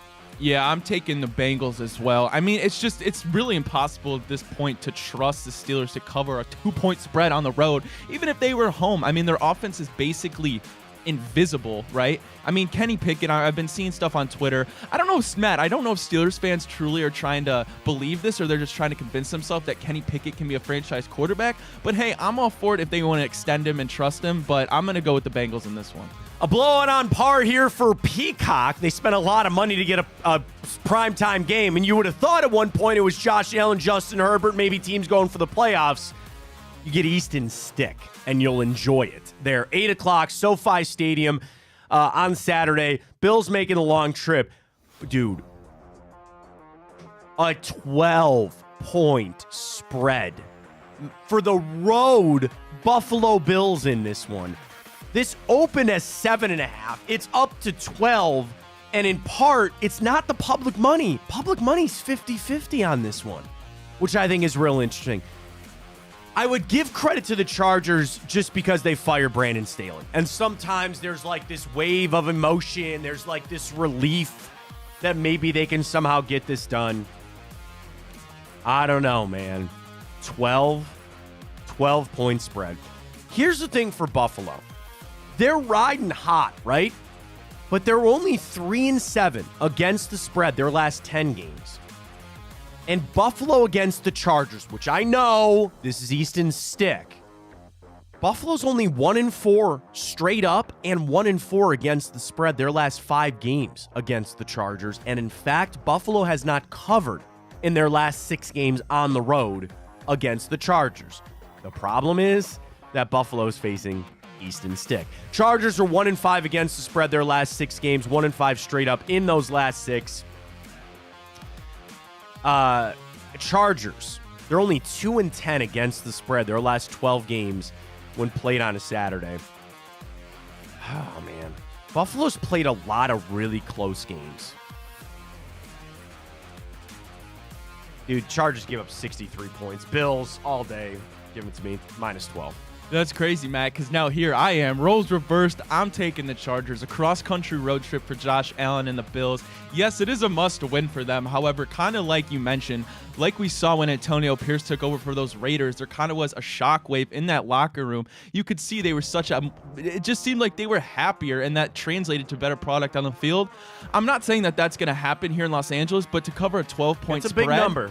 I'm going to trust that maybe getting Brandon Staley puts a little bit of momentum, and especially after getting their asses handed to them on national television, they'll come out with a little fire, and they'll cover that 12-point spread. Well, Green Bay really scuffling, and they're going to head down to Bank of America Stadium to take on the Carolina Panthers. Of course, Bryce Young and crew get their second win of the season last week over the Atlanta Falcons. Packers, all of a sudden, were in a playoff spot, and now they're not. Losers of 2 straight to Tampa Bay and the Giants. 2 not great teams. We'll see if they can rebound here. This is a 5-point road spread favorite for the Green Bay Packers. It stayed pretty standard. It's open at 4.5. It's to 5. 70-30. 70% of the public money is on the favorite there. Green Bay minus that 5. I'll start with the Packers here. They're only 2-4 against the spread. 2-5 against the spread their last 7 games against Carolina, but they're 8-4 straight up in their last 12 when they take on the Panthers. Green Bay not great on the road, 1-5 straight up in their last 6 games on the road. Carolina 4-8 against the spread their last 12 games, 1-6 straight up in their last 7. 5 here. Green Bay. I got to take the Packers. I'll take Green Bay. Ryan? Yeah, I'm taking Green Bay as well here. I mean, obviously a must-win for the Packers. Pretty lucky they're still in it, but we know how the NFC wildcard race is going right now.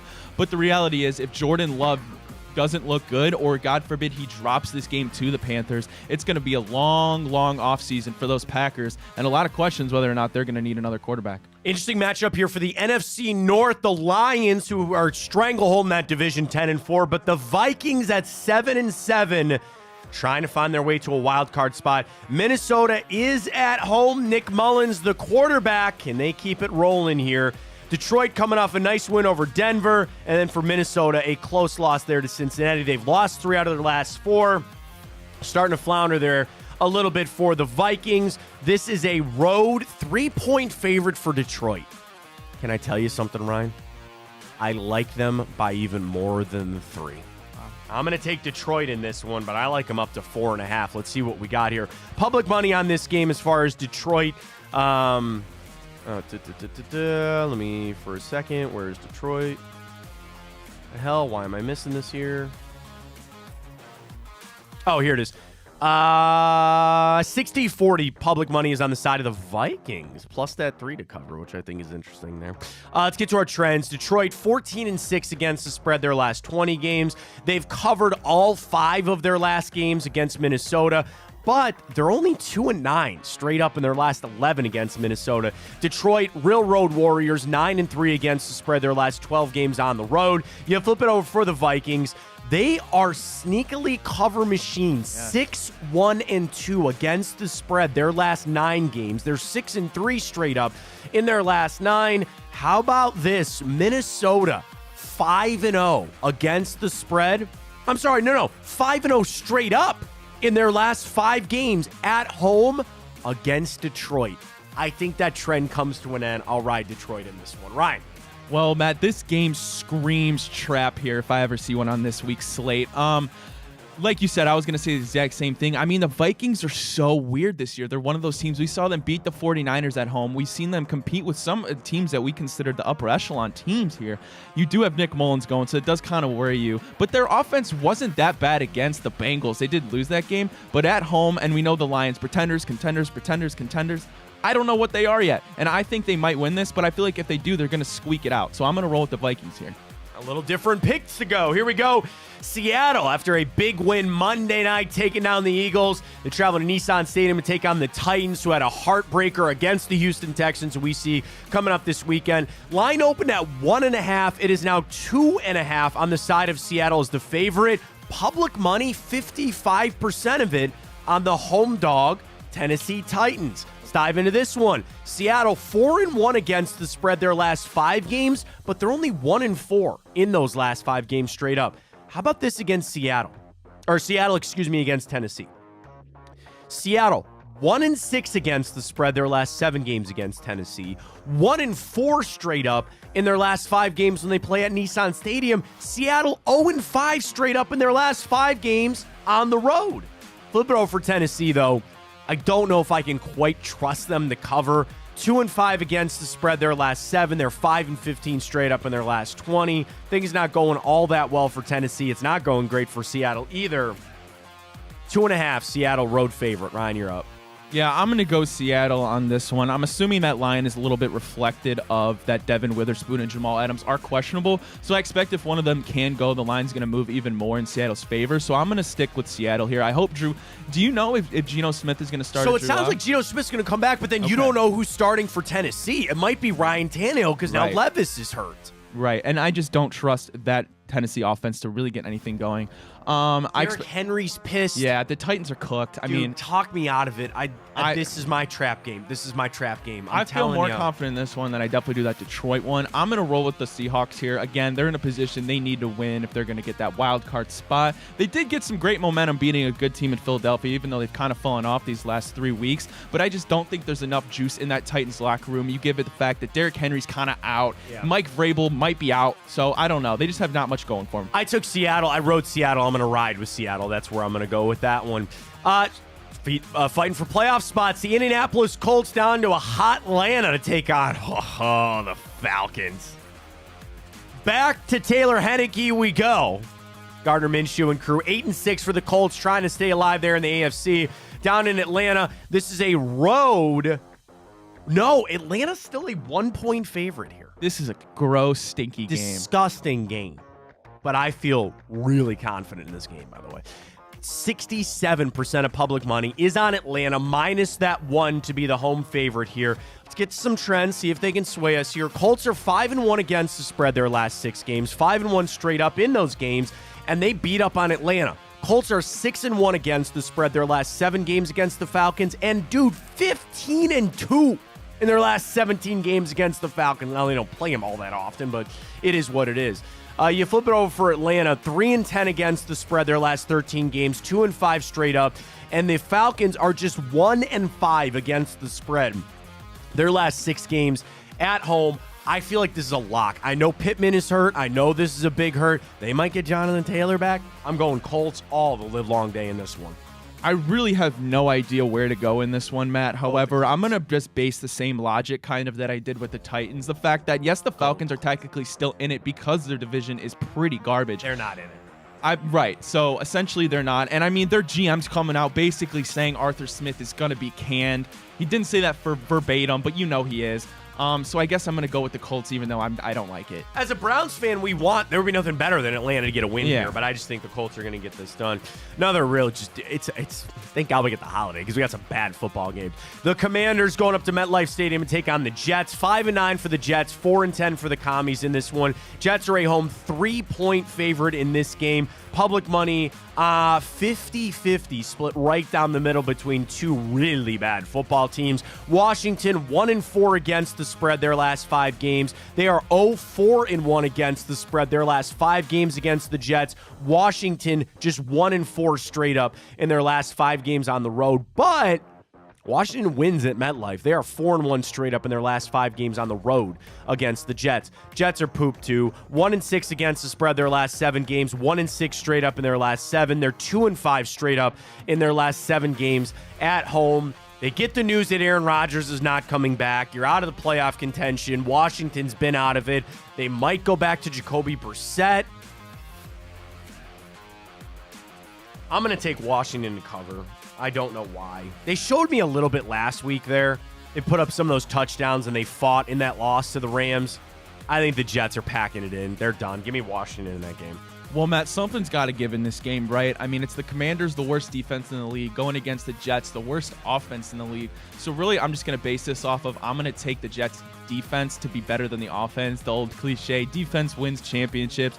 It's going to be another really gross game. I guess we'll see a little bit out of Zach Wilson. I mean, it's just 2 teams that are in an awful position right now.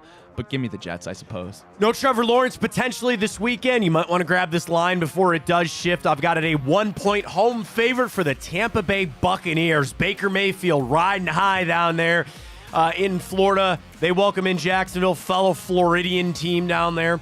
1-point spread on this one. It's kind of all questioning, and it's going to shift as soon as it's announced that Trevor Lawrence might not play in this game. Interesting note, though, that public money, still 60% of it is on the side of Jacksonville. We start Jacksonville 2-4 against the spread their last 6 games, 2-4 straight up in their last 6 games, but they kind of take it to Tampa Bay. Jacksonville's 2-4 straight up in their last 6 games against Tampa Bay, and Jacksonville, an impressive 9-1 against the spread their last 10 games on the road. Flip over for Tampa Bay, 6-2 against the spread their last 8 games, 4-2 straight up in their last 6. Tampa 5-1 against the spread their last 6 games as a dog. Actually, are they not the favorite in this game now? Yeah, they're the favorite in this game. They're not the dog. This is Tampa Bay all day for me. Yeah, Matt, I'm going with Tampa Bay as well. We heard Sonny say to grab that line because we expect it to shift more towards Tampa as if Trevor Lawrence does officially get ruled out. And honestly, I'm rooting for Baker here. I would love to see Baker in the playoffs, and especially given that if he wins that division, he's going to get home field advantage. I mean, what a story. That'd be kind of fun to see Baker make a little run in the playoffs. Arizona Cardinals, Chicago Bears, Soldier Field, 4:25 on Sunday. Bears a home 4-point favorite, opened at 2.5, and it's all the way up to 4 now.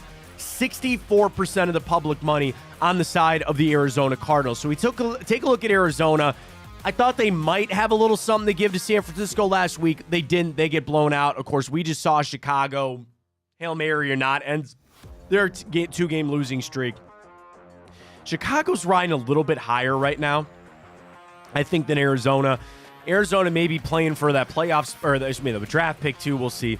Arizona coming in 3-17 straight up in their last 20 games, but they take it to Chicago 5-1 against the spread their last 6 games against the Bears, and Arizona is 4-2 straight up their last 6 games at Soldier Field. For the Bears, 4-2 straight up in their last 6 games, but they're only 3-10 straight up in their last 13 games at home. Bears home 4-point favorite in this one.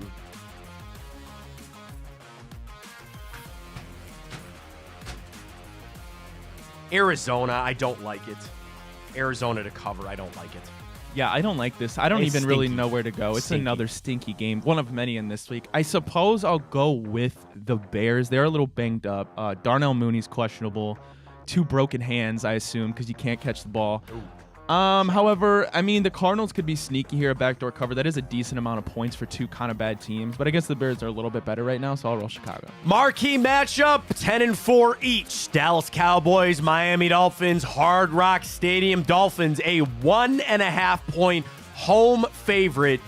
Open as pick'em, 1.5. Public money on this game, about 50-50. A slight public edge to the Miami Dolphins as the home favorite here. Let's jump into it. Dallas, 6-3 against the spread their last 9 games, 5-1 straight up in their last 6.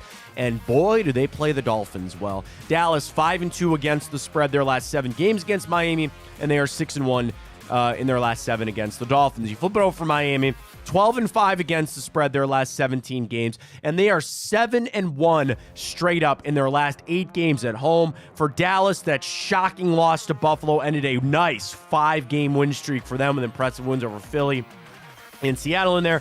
And then for Miami, just kicking the hell out of the Jets after that shocking loss to Tennessee. 1.5 for the Dolphins. I'm going to take Miami. You know I don't believe in the Dallas Cowboys. I'm waiting for them to come back down.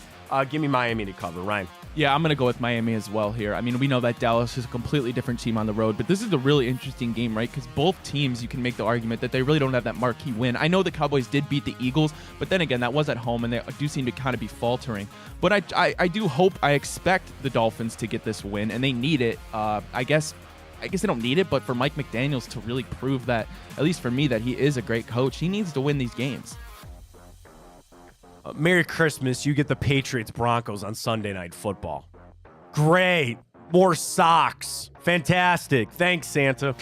Patriots 3-11, making that trip out to Mile High. Broncos are on life support. They're at 7-7. This is a 6.5-point spread. Opened at 5. All the public money is on the side of Denver. 83% of it over there on Russ Wilson and crew. I'll start with the trends here. New England 3-14-1 against the spread. Their last 18 games, they're 1-6 straight up in their last 7. They're only 1-4 against the spread. Their last 5 games on the road, and they don't even cover. They don't even play well when they go to Denver. New England 5-15 straight up in their last 20 games there at Mile High. For Denver, 6-2 straight up in their last 8. They're 4-1 straight up in their last 5. I mentioned they've owned New England at home. For Denver, they come in all of a sudden losing 2 out of their last 3. Denver's going to win this game. New England's going to cover, though. I think I'm going to take the Patriots to cover here. Wow, I'm going to disagree. Freaky game. I get it. It's a freaky game. I'm taking it strictly on the freakism of it. Okay. I think they're going to backdoor that somehow. Okay. Yeah, I guess my logic behind picking Denver was I expect them to really only need to score like 18 points to cover a 6.5-point spread, given how bad that Patriots offense is. You go to Mile High. I don't know. I'll take the Broncos to cover this Sure, one. I completely get it. Triple slate there on Monday for Christmas, 1 o'clock at Arrowhead. What could have been a good matchup really isn't. The Raiders coming in to take on the Kansas City Chiefs. We know the Chiefs kind of issues that they've had over the last couple of weeks. Raiders, you know, Aiden O'Connell, what are you going to do? 10-point spread. Are they going back to Jimmy? I think they got to stick with Aiden O'Connell, right? Yeah, I mean, that's your potential future quarterback. I mean, especially with the new regime and Antonio Pierce. I mean, realistically, do we think Jimmy Garoppolo is going to fit that? I don't think so. course, they put up 63 last week on the Chargers on just an absolute butt whooping there for the Raiders. For Kansas City, they got a nice win over New England to stop their 2-game losing slide. We start with the trends on this one. It is a 10-point home spread for Kansas City, 60-40 public money on the side of the Chiefs. Vegas are 4-1-1 against the spread their last 6 games, but they don't play Kansas City that well. Vegas 1-4 against the spread their last 5 games against KC, and they are 0-6 in their last 6 against KC. Vegas has not won their last 5 road games in general either, and Vegas 1-9 straight up in their last 10 games at Arrowhead. So it all points KC in this one. 10, though, is a big number. I'll take KC, I guess. Yeah, I'm going to take Kansas City as well. For me, Matt, this is going to be the game that kind of decides how confident I am about the Chiefs going into the playoffs, right? A late December game against a division rival at home against a team you're clearly at least should be superior than. But, man, this Chiefs offense has been so weird this year, so I'm going to keep my eye on this game, but give me the Chiefs. Boy, Philly getting a little dose of reality now on a 3-game losing streak for the Philadelphia Eagles. Can they right the ship? They damn well better as they welcome in the New York Giants and your guy, Tom DeVito. You know I'm taking. Just write down Giants. All right, Giants it is. I'm taking Philly, so I guess we really don't have to do the trends, but I'll do them anyway here for everybody else that is a wagering crew there. It is 10, opened at 7.5. It's all the way up. Dude, you got it at 12 at some places, by the way. Oh, it is 12. Why am I keep saying 10? It's 12. It's 12. Public money for this game, 82% of it is on the Philadelphia Eagles, where I will take them to ride this on out. Giants are 5-10 straight up in their last 15. They're 1-6 straight up in their last 7 games on the road. The Giants are on a 10-game losing streak at Lincoln Financial Field, by the way. Giants are 2-12 straight up in their last 14 games against Philly in general. For Philly, again, they've owned the Giants 13-5 straight up in the last 18. So we'll differ. I'll take Philly. Ryan will take the Giants there. He's going to ride with this guy, Tom DeVito. And the marquee game of the weekend, Monday Night Football. The Baltimore Ravens with that long trip out to Levi Stadium to take on the San Francisco 49ers. This is a 5-point spread. It's held steady there all week. Public money about 50-50 on this slight favorite there to the San Francisco 49ers, minus that 5 at home. Of course, we know San Francisco back on the hot streak of all hot streaks. 1, 2, 3, 4, 5, 6-game win streak. They beat Philly. They beat Seattle twice in there.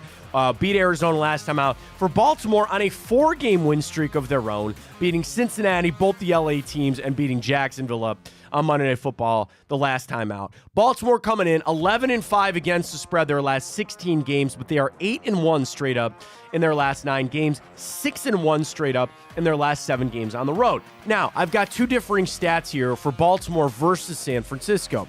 Baltimore is 5-1 straight up in their last 6 games against San Francisco, but the Ravens have only covered 1 out of their last 5 games against San Francisco.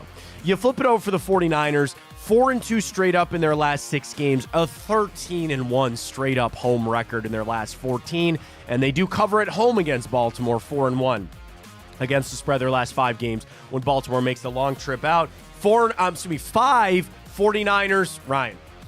Yeah, this is going to be a great game. I'm super excited for it. I am going to take the 49ers to cover that spread. I mean, a credit to the Ravens. I'm surprised they've been able to do what they've done, especially given that Mark Andrews out. But credit to Isaiah Likely, who's kind of stepped up in his absence. However, the 49ers do have one of the best linebacking cores in the league, led by Fred Warner, who I think is the best linebacker in the league. So I expect them to shut that dimension down in the middle of the field. But it's going to be a great game. But I guess I'm going to go with the home favorite here, who I think really has that gap as the best team in the NFL. I really think this might be a butt whooping on the side of the San Francisco 49ers. 49ers all the live long day. All right, you want to do a little time hop, quick time hop when we return? All right, let's do it. Let's catch a break, tell you about Tipico. We'll get to time hop, wrap things up, and send you off on your pseudo football Friday here on a Thursday. Stay with us right here on Big Play.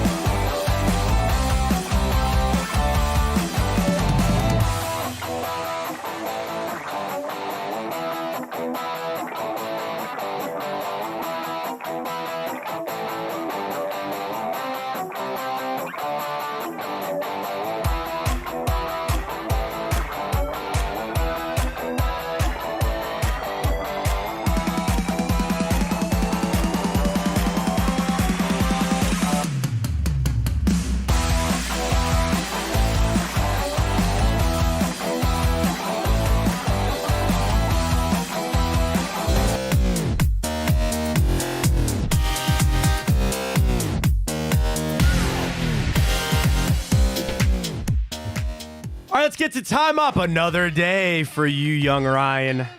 1, 2, 3, 4, 5, 6. Let's end Movies. Let's go to the holiday on a hot streak. Even maybe some of these are holiday themed. I don't know. Maybe we'll have to find that out. We'll get to that coming up in just a little bit when we get to our movies and everything that we need right here with Time Out. But we start, of course, this day in history, the 21st of December. We head back to 2017. Gil Brandt putting out his list of the top young quarterbacks he would build a franchise around. Carson Wentz, Jared Goff, Deshaun Watson, his top 3. He did not put Patrick Mahomes on that list. I mean, at the time, everybody thought Wentz and Goff, right? Yeah, no. Everybody was Wentz and Goff, and I mean, it's just like nobody really thought anybody else. Well, there were people that thought Mahomes shouldn't even be in the first round. I mean, really thought that. There was a time when Carson Wentz was really close, maybe an injury. That's all it He was going to win the MVP. He was going to win the MVP. Absolutely. This day, 2014, speaking of former MVP, Browns fall to the Panthers 17-13. Cam Newton had a passing and rushing touchdown. Do you remember this game? He played just 12 days after he flipped his car. He had fractures in his back after a car accident. He came in and beat the Browns. Brian Hoyer took over for an injured Johnny Manziel. And I remember this game, Ryan, because the fans cheered when Hoyer went into the game. He threw a touchdown interception. Browns would fall 17-13 this day in 2014. This day, 2012, Albert Breer reporting that Josh McDaniels' interest in the Browns head coaching opening was not as strong as you would think. He came up every freaking time. Every time the Browns ended open, well, you should go hire Josh McDaniels. Dodged a bullet there. Dodged many a bullets there. I'll tell you that. All right, here's your good trivia for the day. This day, 2012, the first video to ever hit 1 billion views on YouTube happened this day, 2012. Was it a music video? What was the video? It was a music video. This might have been a little bit too. Yeah, this is probably too early. 2012. No, because that is way too early. Because I was gonna say Despacito. Because I know that's that good. One, but that was late. Yeah, it was 2012 was too early for that. 2012. Okay, it's a music video. Is it a Taylor Swift song? It is not. It is not. 20. Oh man, that's gonna have me racing. This overtook the world. This song. Oh. Gangnam Style? Open Gangnam Style. Yes! Let's go. Gangnam Style becomes the first ever 1 billion view video on YouTube. This day, 2012. This day, 2008, Browns fought to Cincy 14-0. The only interesting thing for this game, Jamal Lewis reached 10,000 career rushing yards. He was the 24th player in NFL history to do that. Very famously, this day, 2006, Nick Saban, coach of the Miami Dolphins. I'm not going to the Alabama Crimson Tide. He would be lying, and he would leave to go to the Alabama Crimson Tide this day, 2006. This day, 1984. There's another little piece for you. BYU beat Michigan 24-17 in the Holiday Bowl. Now, back then, that won you the national championship. Like, that wasn't the national championship game, but you were bestowed the national championship based on voting and all that other kind of stuff. So BYU, who played in the WAC at the time, became the last non-Power 5 school, plus Notre Dame, to win a national championship. That was 1984. Wow. That's somebody not from a Power 5. And now Power 5 schools are the conferences are all gone and they're fixing all this. You see this morning, Florida State now wants out of the ACC? No surprise They're there. working on that. We'll see how it goes. This day, 1968, Apollo 8 launched. It was the first manned mission to orbit the moon, which they did on Christmas Eve. So that would have been a fun little mission there. This day, 1913, you play crossword puzzles at all? Yeah. The first ever crossword puzzle was published in the New York World newspaper. I'm more of a Sudoku guy. Oh, hell no. You don't like it? No, I don't like numbers. Oh, I don't like numbers either, but I like doing it over crossword puzzles. I don't know what to tell you. And a very important day for a lot of people out there because this day, 1891, Dr. James Naismith invented basketball. He came up with 13 rules and tested it with his students in Springfield, Massachusetts. They used a soccer ball, peach baskets, and a 9v9 rule. Do you want to know the funniest thing? They would not remove the bottom of the baskets until 1905. Wow. They played 14 years before they realized we should probably take the bottom out of the basket. A little dangerous. Could you imagine if every time somebody had to get up and take the ball back out? That'd be an interesting thing. Very happy birthday goes out to tennis legend Chris, don't call me Jim Everett, celebrating a birthday today. Oh, Bruiser. Remember Mike Allstott, fullback for the Buccaneers? I saw him on Twitter today. Did you? Yeah. Yeah, happy birthday to Mike Allstott. Former Indians pitcher Mike Clevenger, the late great Frank Zappa, Ray Romano, Mike Vitar from Sandlot from the Mighty Ducks, Jane Fonda, and Mr. Samuel L. Jackson. I say Samuel L. Jackson, you think of? Nick Fury. That's a good one. I would say Pulp Fiction. Pulp But that's Fiction, fine, yeah. too, for Samuel L. Jackson. All right, get to our movies. We got a lot. We got to fly. All right, we first do. up. All right, this day, 2018. This is a superhero movie. And you just got to stay away from a certain area of the world, and you don't got to deal with this guy. What? If you stay away from a certain part of our world, you pretty much stay away from this superhero. It is a running joke about this superhero that all I have to do is stay away from 70%. Aquaman. Yeah, is that correct. makes You sense. stay out of the water. Okay. It's supposed to be Aquaman. Yeah. They tried. I don't think it's real good. I've heard good things about the new one. I don't know. Aquaman this day 2018. All right, next up, a animated film this day 2016.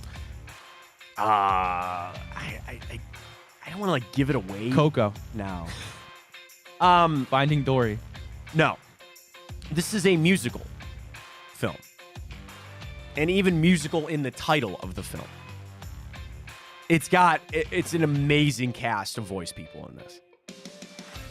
Matthew McConaughey, Reese Witherspoon, Seth MacFarlane, Scarlett Johansson, John C. Reilly, Taron Egerton, Tori Kelly, Nick Kroll, all in this movie. It's a singing one? Is it called Sing? It's called Sing. Okay. Yeah, have you seen Sing? No, It's no, a great. no. I even as an adult, I love the movie Sing. It came out this day, 2016. All right, this day, 2001. I'll give you a layup here. Method Man and Redman. What'd you say? Method Man and Redman. Method Man and Redman. You That's know who not those ringing a are? bell. It's not ringing a bell, Nothing? Matt. No. Method Man and Redman. Spawned a sequel 18 years later. How High? Have you ever heard of How High? No. Method Man, Redman, nothing? No. All right, they're in that movie. There it is. All right, this day, 1994. Wait, what's the movie called? How High? Oh, Okay. How High? You've never seen How High? No, Yeah, no, How no. High. This is this day, 2001. All right, this day, 1994. Kevin McAllister has a McDonald's inside of his house. What? Kevin McAllister Right? has a McDonald's inside of his house. So it's starring Macaulay Culkin? Correct. Richie Rich? Richie Rich is correct. Oh, nice, shit. nice. Yeah, Okay. there you go. Nice. Yeah, this day, 1994. All right, this day, 1990. The Governator. He's got to deal with a ruly bunch of kids. Unruly bunch of kids. What is that one called?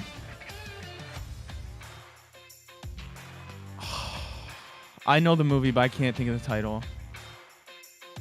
Kindergarten Cop. is Yes, correct. yes. Thank you, Kindergarten thank you, Cop thank you. this day, 1990. And we'll take you way back on this day. 1937. Don't eat the apple. Don't eat the apple. Adam and Eve? No. I mean, that's, Don't eat the apple. you're not wrong on that. But yes. Who's not supposed to eat an apple? Don't eat an apple. Or who's not supposed to eat an apple? Adam and Eve. Outside of the biblical, yes. Oh, don't, 37, so a long time ago, and it was an animated film. you might have got me on the Snow White. Oh, Snow White. duh. Snow White. I don't want to say anything Seven Dwarfs. That's giving it away. Yeah, no, I should have Giving it got away.